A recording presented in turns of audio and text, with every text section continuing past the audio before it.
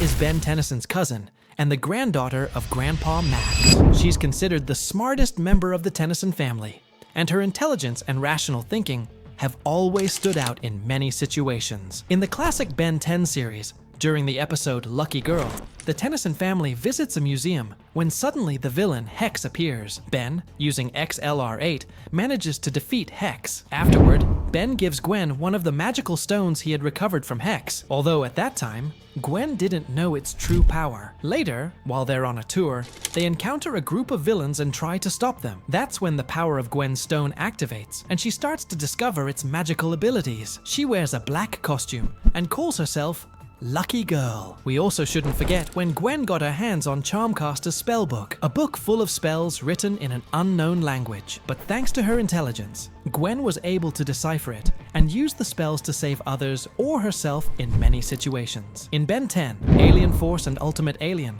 Gwen appears at age 15 and has already earned a black belt in karate, showing her strength and discipline. As the series progresses, she discovers that she has anodite DNA, a species made of pure energy, and she can manipulate this energy however she wants. She inherited this ability from her grandmother Verdona, Grandpa Max's wife, who came from the planet Anodyne. Throughout the series, Gwen improves her powers and uses them for protection, shielding, and even transforming the energy into weapons like a hammer, a path, or anything else. She can also track energy sources used by others and figure out where they went. However, when Gwen gets angry, she sometimes loses control of her powers, and her anodite form may take over. In the Ben 10 reboot, Gwen's character changed a bit, but she still kept some of her core traits like intelligence and level-headedness. In the Lucky Girl episode of the reboot, Hex appears again and tries to take down Ben, but Gwen outsmarts him using a fake magic staff, a clever reference to her original Lucky Girl persona. Gwen also shows great bravery